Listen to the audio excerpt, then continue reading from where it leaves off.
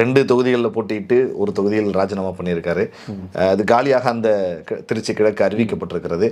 யார் வேட்பாளராக வர வாய்ப்பு இருக்கிறது? முதல்வருக்கு தான் தெரியும். இறைவனுக்கும் தெரியும், முதல்வருக்கும் தெரியும். ஏன்னா அது நம்ம ப்ரெடிக்ட் பண்ணவே முடியாது பிரபா. அவருக்கு தான் தெரியும். இவங்க ஒரு பக்கம் ஆப்போசிட்ல இருந்து கேட்குறேன், திரிஷா தான் வேட்பாளராக வருவாங்க அப்படின்னு சொன்னாங்க. நிகழ்ச்சிகள்லாம் வந்தாங்க, சட்ட பதவியேற்பு விழாக்கும் வந்தாங்க. வாக்கு எண்ணிக்கை நடக்கிறப்பவும் வீட்டுக்குள்ளே போக அது ஒரு பக்கம் போய்கிட்டே இருக்கு. எல்லா விஷயங்களும் ஒரு பேக்கடாக இருந்தாலும் அந்த ஒரு விஷயம் மட்டும் ஒரு கரும்புள்ளி மாதிரி திரு சிஎம் பக்கம் போய்கிட்டே இருக்கிறப்ப அப்படி ஏதாவது வாய்ப்பு இருக்கான்னு கேட்குறேன். கல்பாத்தி அகரம் அந்த அவங்களும் வந்திருந்தாங்க, அர்ச்சனா வந்திருந்தாங்க, ஜெய் வந்திருந்தாரு, அவருடைய ஃப்ரெண்டு இன்னொரு நண்பர் வந்திருந்தாரு, பல சினிமா சார்ந்த பல நபர்கள் வந்திருந்தாங்க. ஏன் அப்பா வந்திருந்தார், சந்திரசேகர் அப்பா வந்திருந்தாரு, சோபா அம்மா வந்திருந்தாங்க. புரியுதுங்களா? அவங்க அம்மாவும் திரிஷாவும் கூட மீட் பண்ணிக்கிட்டாங்க, ஹக் பண்ணிக்கிட்டாங்க, பேசிக்கிட்டாங்க. அப்போ உங்களுக்கு புரியுதுல, இது வேற இது வேற.